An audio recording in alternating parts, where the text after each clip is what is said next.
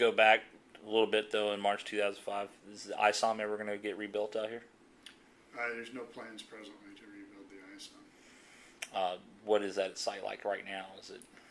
We just were able to gain access to it again from all the regulatory and legal controls that were on it, and so we've what we call air gapped it.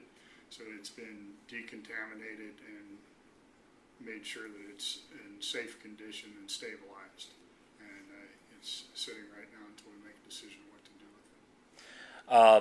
with it. The next thing to kind of just talk about, culturally and how things have changed. You said, bring back, folks will forgive, not forget necessarily out there. What differently have you done in the community to communicate, changes out here?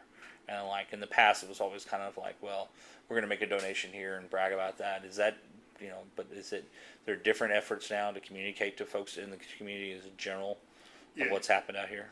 Yeah, I think it's really important that our community is informed about what we're doing. So, we've done several things. One is we've increased the buffer around the facility, which has been a good thing to make sure. And then we also have worked very hard to maintain a open and transparent relationship with all the Texas City folks and emergency response folks, Bruce Clausen, of course, Matt Doyle, and the rest of the folks, to make sure if anything's going to occur or any news or there's any changes in the facility, they understand what our plans are. And then the Community Advisory Council that Jose runs, we're very active in that, and making sure we're participating and supporting with speakers, presentation, and I usually attend most of those meetings as well and make sure if the community has any questions that I make myself available. So.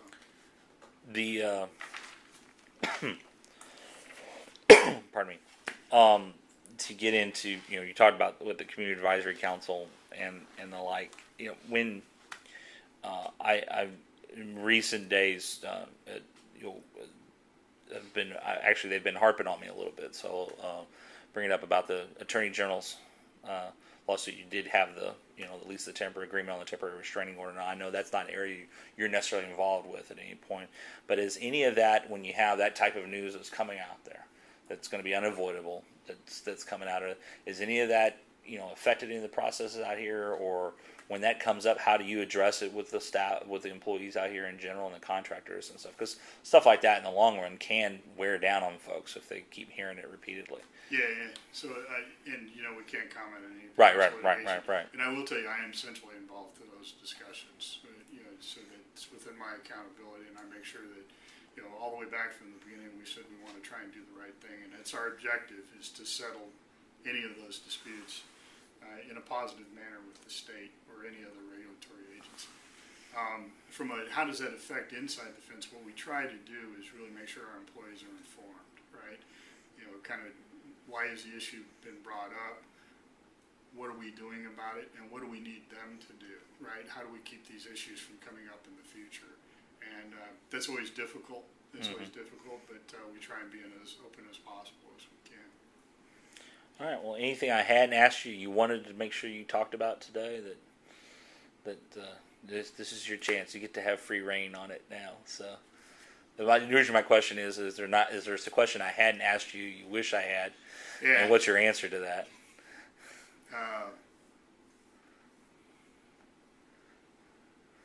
don't know. I really can't think of one. I go back to just to emphasize, and I think you hit it with the last question, is the folks that have been here. We've got a mix. We've got over 1,000 new employees that are on site since 2005. So roughly half the folks that are here today weren't here in 2005, and half of them were. And they've just been phenomenally committed and working in what I believe is kind of an unprecedented effort, the rebuild of the site. And I draw this analogy that the site started 75 years ago. It really ended the Great Depression. It was 1934. It ended the Great Depression for Texas City when folks came in times of great economic uncertainty, and they said, we're going to build a refinery here and we're going to make a successful venture.